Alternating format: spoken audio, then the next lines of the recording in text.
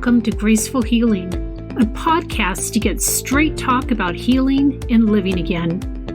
My name is Maureen Lake. I'm a holistic health coach, speaker, author, and thyroid disease fighter.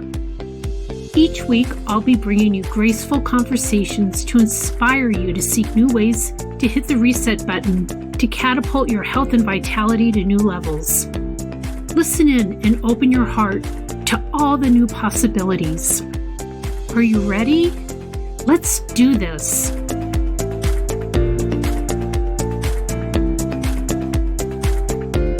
Before I start with my guest today, Michele, I wanted to share a little bit about our amazing retreat, The Joyful Journey.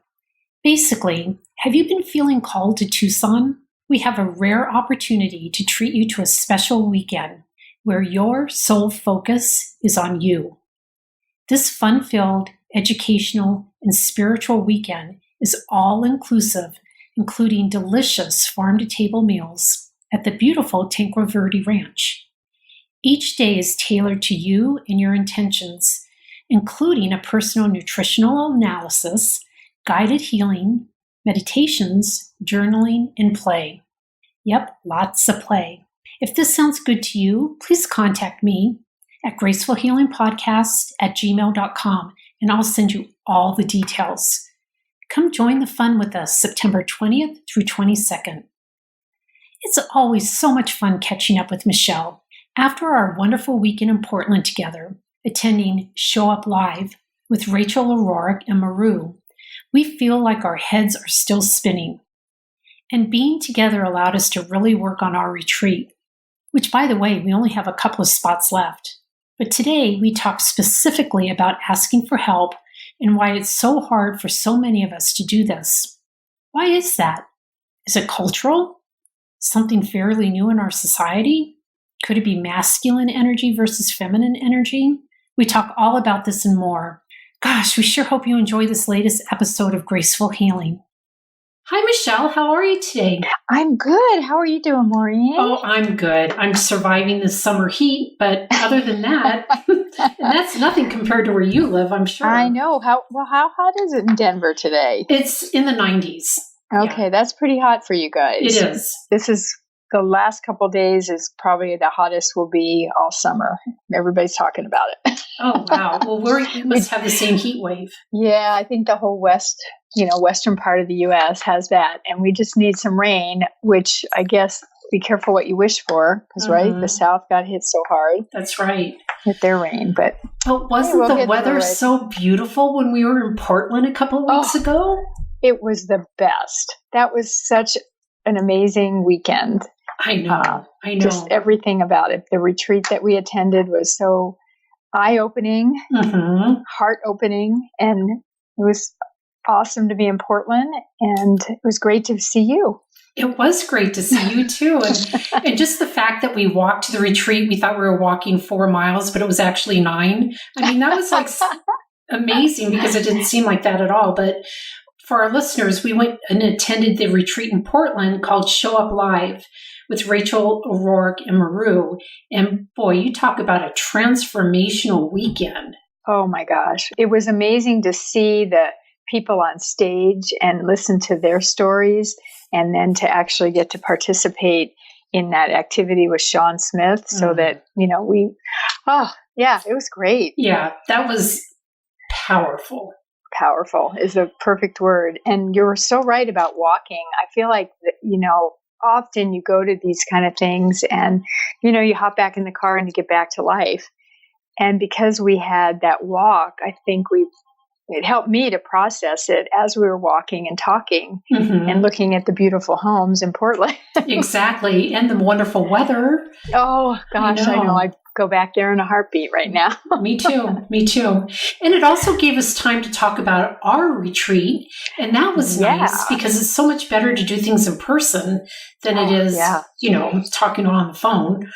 And more excited every time we talk about a retreat. But after Portland, it was really fun to start putting, all the schedule together and really, what we want to do while we're at the Tanque Verde Ranch in September. Yeah. And the activities we have planned are pretty amazing.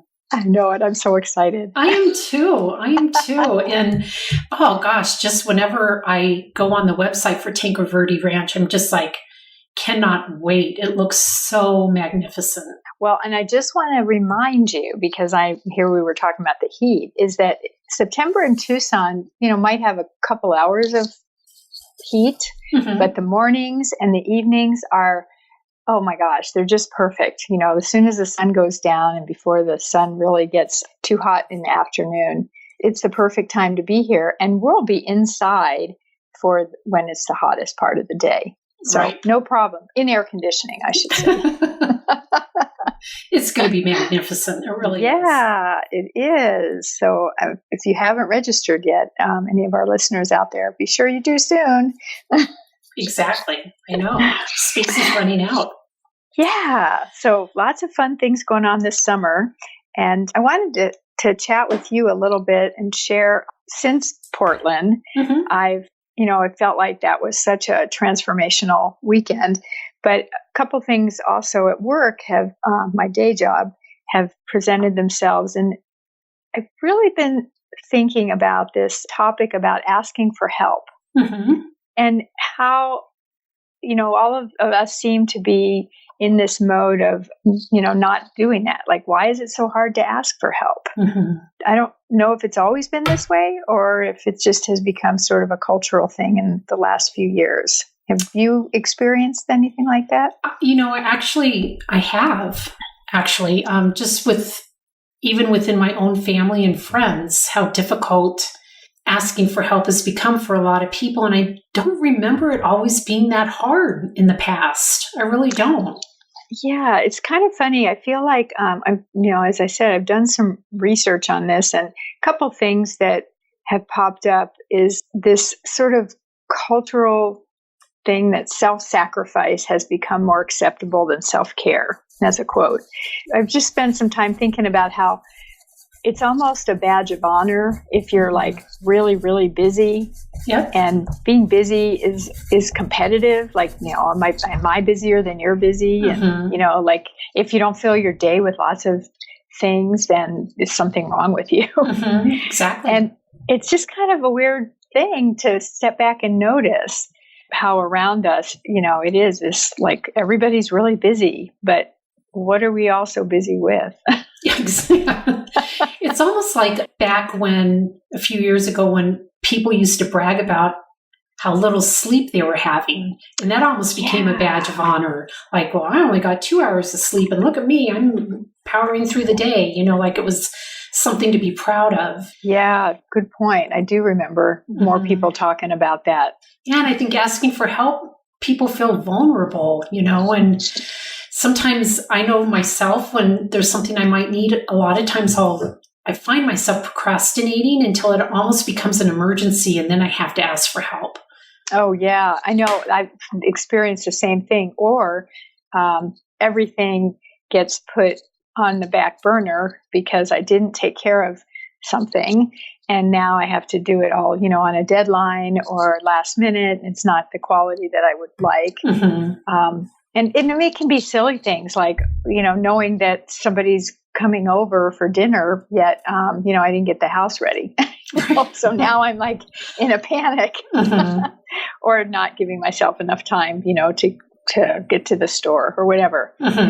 So in small ways, I think we're programmed to not ask for help anymore. And I'm going to really be working on that myself and paying more attention to that in my work environment too, because I work at a university, so we're headed into a really busy time of the year, which, we always expect, but we kind of get a little bit lulled into complacency during the summer because it's a different kind of pace. And then, we're surprised by how busy we are, come August. So what do you think?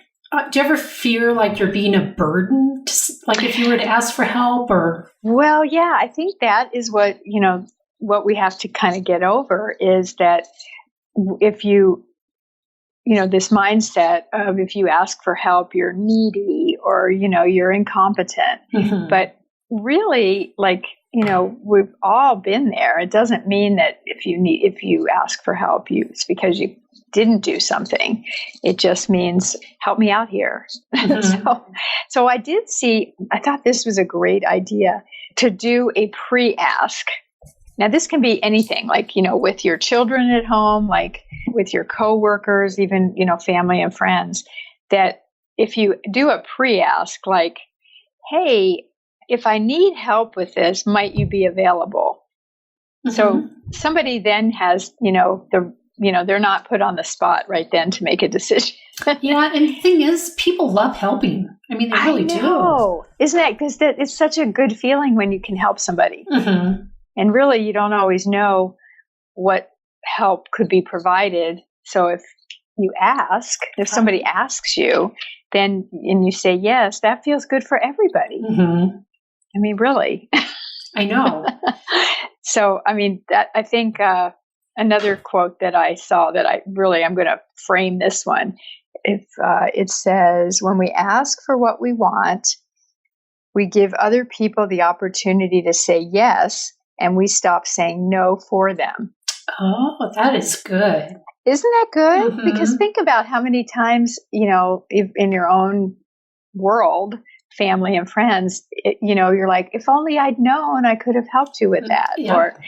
Or what can I do? And nothing. I've got it all taken care of. Mm-hmm. Mm-hmm. or someone doesn't want to be defined by whatever the problem or issue might be. Yeah, for sure. So another thing that came up in the last couple of weeks, it's been really hard and sad, is a friend of mine's husband passed away suddenly. And, those are also those times. What happens typically when somebody's in crisis?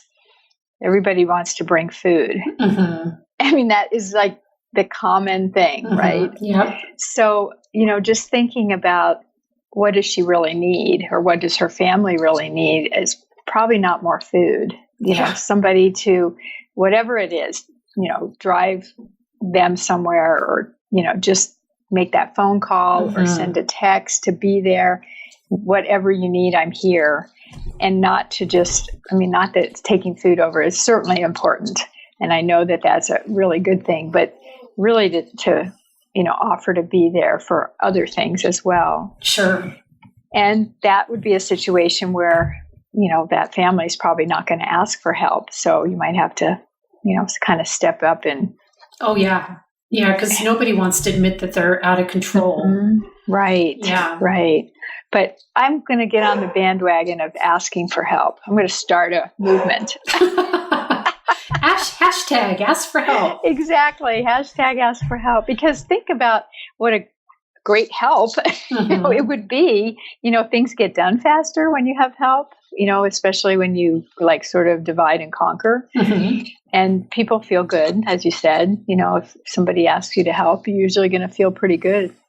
I have a friend that actually came out and said to me that the reason she didn't ask for help was because she feared that then I would owe her a favor. Oh, wow. And I thought that was really, really telling. I mean, first of all, I'm not really sure I would feel that way, but I could certainly understand it from her point of view. Yeah. Which I just thought was really interesting. And almost like, well, if I do this for you, then you're going to have to do this for me, kind of that whole kind of back and forth give and take. But I think most people really are caring and just want to help strictly to help, not that they're looking for anything back in return. Yeah, I agree. And I mean, again, it could be a cultural thing that mm-hmm. it's, well, you did this, so now I expect you to do, X or Y. Yeah. But I mean, really, most people, I think, will have a good feeling and would not expect anything in return. I agree. It kind of makes you wonder, maybe something happened in the past that got her kind of stuck that way. Who knows? Yeah. I mean, it very well could be that's exactly what happened. Mm-hmm. Or somebody did something for her and then expected something in return. Mm-hmm. But, I'm just thinking how this plays out in so many different ways, because we can teach our children that one is, that asking for help is okay, not that it means you're less capable, but also the value of doing things together and being part of a community. Oh, yeah. Many hands, that little quote, whatever that was, lightens the load. Think about like all those little projects that happen in a community because many people are helping. Mm-hmm. And the same could be true in your own house and not just in crisis. This could be anytime. Sure. And even just having someone to ask means that you're supported and connected. Yeah, that's a great way to think of it too. Yeah. And keeps you connected to people, friends, family, your community. Exactly. Yeah, there you go. Hashtag ask for help. So on the other side of this, one of the things that I do find really annoying is when somebody doesn't ask for help and then, later they're like a martyr about it. Mm-hmm. So, if we can change that mindset as well. That's true. It's like, hey, you don't have to do the whole thing yourself. You've got people here that can assist in many ways, and then that builds on the strength of those around you too. Mm-hmm. Like some of the things I am not good at are going to take me twice as long to do, but if I ask for help, they can probably get done a lot faster. Oh, isn't that the truth? Absolutely. Gosh. Yeah, and then we can all play to our strengths and mm-hmm. All right, I think we're on to something. Yeah, and one thing, just my own personal kind of narrative or story is, in the past, I've been hesitant to ask for help because I have a fear of rejection. And it took me a long time to come to terms with that and understand what that was. And when I reflect, I know that there's been times where I have asked for help and I've been basically told no, no, I'm not going to help you. And so that just kind of sets a pattern in place that you're a little leery to ask for help after that because you have this fear of rejection. Yeah, well, that certainly would be a very strong reaction. Mm-hmm. Yeah. So, and I could see why somebody wouldn't want to, even if it was, somebody totally different, the reaction or the response could be very different. But, and, now I find that I kind of phrase my ask differently because of it. And by that, I mean, I say something like, I'm kind of nervous or hesitant to bring this up, but I was wondering if you could blah, blah, blah. Instead of, that's a great way. Kind of ease into it that way because it helps me, like, if they say no, it's not as, like, harsh of a no.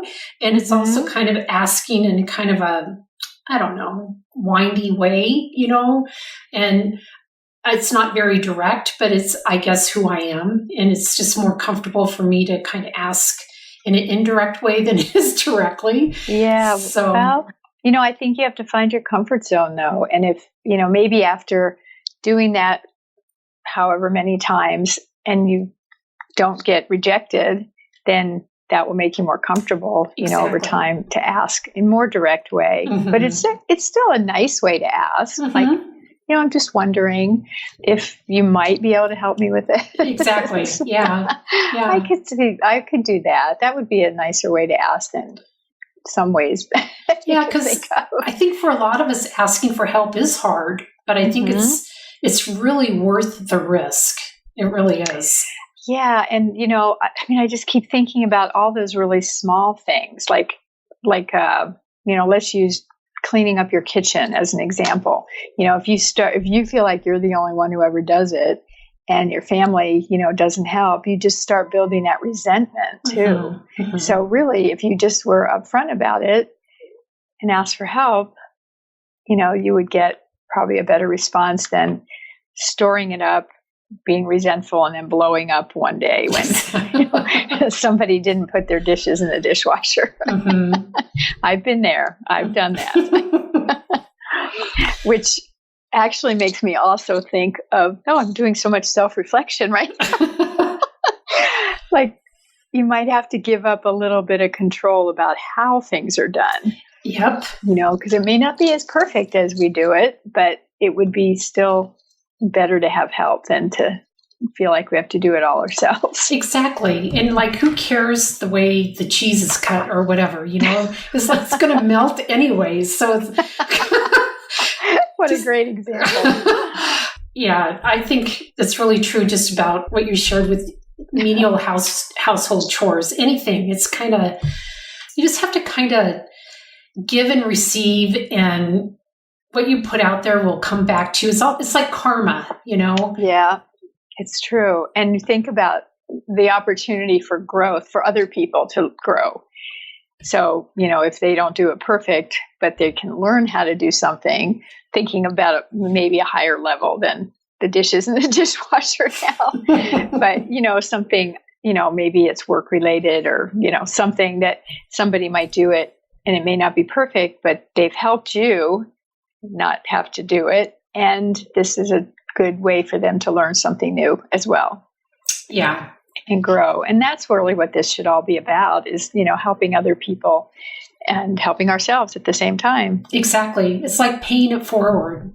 Yeah. Yeah. Yeah. I like that. So that's a whole different mindset than, the sort of perfectionist or martyr. Right. Exactly. What a much better world we could live in. It's actually just smart. It's smart to ask for help when you need it. Yep.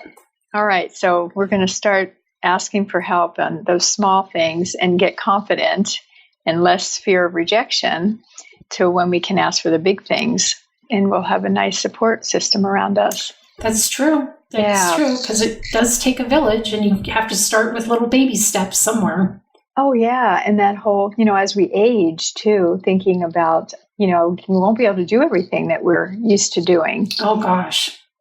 So whether that's cleaning your own house or yard work or, some of us have dealt with our parents, not being able to drive anymore. Right. Or even take their daily medication. I mean, a lot of that is you have to really be in a place where you can give up a lot of your typical habits that you've relied on for so many years and understand that you have to ask for help now. That's a biggie. That's a biggie, the whole aging process. Yeah. Well, I was just thinking a couple of days ago, we were having a discussion about, when does somebody who may be, having trouble with memory care or memory, at what point does the family say, okay, you can't stay at home anymore? And, this was just a really informal conversation. And really, if you could ask for help, either the family or the person, maybe along the way, that date could be pushed back. That's really true. So like, okay, if I have help, reminding me to take my medication, then it won't be as much of an issue, or, things like that. It could help a lot for people to be able to stay in their homes longer. Yeah. And also for the loved ones to understand that their parent or whoever it is having difficulty, because oftentimes we're in denial that that's even occurring. Oh, sure. And don't want to be a burden, that kind of thing. Yeah, for sure. I know that just came up for us over the weekend with a friend. And, sort of like, wow, this has got to be really hard because there isn't much help. Right. Now I'm having a little different perspective, thinking how, we could help this family. Yeah, absolutely. Yeah. So how is asking for help, has that affected you at all in your position at work, or? Well, this, I haven't really put anything into action, but I've really noticed when people aren't asking for help. Oh, really? Just like I've had this like new awareness, and somebody just this morning said, I have all this to do, and I'm going to delegate. And I was like, okay, so that's another word for asking for help. But, thinking, well, how could you do that in a way that feels good for both, the person who needs the help and the person who will be helping? Yeah. So, it's actually, I think I'm this kind of a learner. I observe it first, and then I integrate it into my own life. So kind of that, like watching from above. Yeah, yeah. And that's what I feel like I'm starting to do. Like, oh, here's another opportunity. Here's another opportunity. How can I make that happen in my world now? But I love your idea about, not being as direct, maybe. And so people won't be kind of off-putting, just like, hey, I'm, trying to, because that just seems nicer. Well, it is nicer, but then there's some people, And there's a lot of people like this out there that will just want a more direct approach. That's true. And I mean, I've heard that as a direct comment to me asking too, is like, just get to the point, kind of thing. And I'm just like, okay, let me reframe that sentence. But it's all really part of like your personality and who you are and what you're comfortable with. And I can be direct when I need to be direct, but then I can kind of weave my way in and out to get to what I need and want as well. So yeah. Well, I do think that there's a time and a place for both. Being indirect and direct, and you have to know your audience. Exactly. So just like you said that, if you know that somebody wants you to get to the point, then you just, almost have to take that leap of faith and be vulnerable in that moment. Yeah. And that if somebody says no and shoots you down, you know what? You can't take it personally. There could be a lot of other reasons why somebody can't do something that we aren't even aware of. Oh, and exactly. Just always kind of keep that in mind. It's not necessarily that they're taking it out on you or it has anything to do with you personally. So that's the other big thing that took me a few years to kind of come to grips with, was like, everybody has their own personal life and story going on that I'm not even aware of, even though I might think I know them really well. So when somebody rejects you or says no, it could be for lots of other reasons other than that they really don't have time for you right now. So you have to always keep that in mind. Yeah, a very good reminder of, everybody has their own story, and it's kind of egotistical to think that it's always about us. Yeah. Yeah. And you know what this is reminding me of? Again, just to bring Portland back up, just ever so briefly, the whole masculine, feminine energy.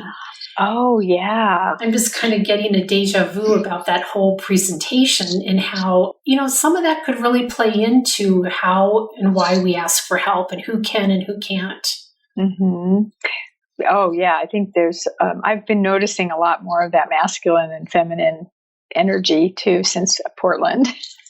Again, sort of that being up above things and go, oh, that's definitely some masculine energy, or, not to say it's bad, because there's definitely a time and place. And then, recognizing that, where I am in how I'm receiving things too. Exactly. So I think, I remember reading the 4 agreements. And this has been a long time ago, and I've been thinking about reading it again recently. But I think that's one of those 4 agreements, to not take things personally. I think you're right. And really it's pretty high level when you think about it, because the first thing we do is kind of wound it if somebody doesn't, act how we think they should act. And it really has nothing to do with us in most cases. I know. And it's hard. It is really hard. You have to put in a lot of trust that with that person that you're having that relationship with, to know that it's not about you. It might be something that they're going through, and to give them the time that's necessary to work through it. And I do think it's really higher level, because I think most of us tend to just react and have that gut response like, oh my God, and you take things so personally, when you really need to stop, take a breath, take a step back, and just kind of reassess the whole situation. And oftentimes it has nothing to do with you at all. Oh, yeah. Oh, wow. Now I'm remembering back to Portland, how powerful that was to have a conversation with your younger self. Oh, gosh. So many of our reactions are based on an experience that we may have had as a child. We don't even remember that experience anymore, but somebody, a teacher or a family member said something to us, and that just went right to the core, and that stays with us throughout our life, and even, into other lifetimes, if you believe in that, sort of that, staying in ourselves. It's just fascinating to me that, when then you enter into a relationship and you bring all that with you, and now that person in the relationship also brings all theirs with you. Oh, yeah. Or with them. So all of a sudden, of course you're going to react, and it's not always a good situation. That's true. But to be able to step back and, really have that higher look and say, whoa, wait, this isn't really about me, or this is something I'm reacting this way because of something that happened many, many years ago, and I don't need to continue down that path. Yeah, heavy stuff. It is heavy stuff. It's a lot for a Friday afternoon. Oh, man, no kidding. Wow. But, this is all the kind of conversation that I'm excited to have at our retreat in September. Oh, me too. Me too.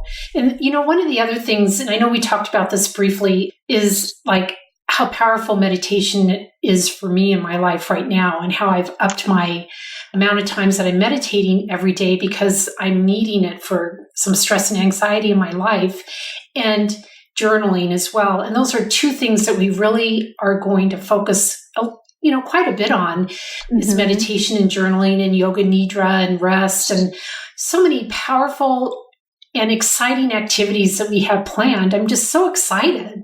I know I am too. And, when we've talked about the kind of activities, is really introducing kind of a variety of different ways to go about meditating or journaling, so that, if somebody's thinking, well, I've tried meditation and I can't do it. Right. That, there are other ways. It's like, it doesn't mean there's only one. Right. And there's no we'll introduce right way. Exactly. No right. And everybody can do it, even if you think you can't, because I'm one of those people who has a lot of trouble getting my brain to stop talking. But, we'll explore some of that, and we'll talk some of that, and hopefully put that into practice from the first day that we see everybody. Yeah. Yeah. And just try to set a whole agenda and tone from that point on. So it's going to be so much fun, and lots of play. We have lots of play planned, and lots of play. Yeah. It should be called, instead of joyful journey, maybe playful practice or something. There you go. Maybe the next one we'll call that. That's right. That'll be our joyful journey 2.0, will be more play. Yeah. Oh, I'm just so excited. And of course, I'm thrilled that I get to see you again. I know. It's going to be so much fun. Yeah. Well, thanks, Michele. This was a great conversation. I'm going to... love it. Yeah. I'm going to really give a lot of thought to this. It's powerful stuff. Yeah. Well, I think I'm going to move into that next level of asking for help now that I've observed a lot of it. And I'm going to hold you accountable, and I hope you'll hold me accountable for asking for help. I will. And the thing that intrigues me is, if you know somebody that needs help, but they don't know how to ask for it, that's where I'm at. That's a little harder. It's a lot harder. It really is. It really is. And I keep thinking about my friend. Just keep showing up, and not to wear them down, but just confirm. You're there, and you'll do whatever they need. And hopefully at some point that, we'll create this culture of it's okay to ask and not feel vulnerable by asking. Right. I mean, vulnerability is a huge strength. Yeah. I mean, it really is. It really is. And I always, feel like if I can laugh at myself, I don't care if others laugh at me.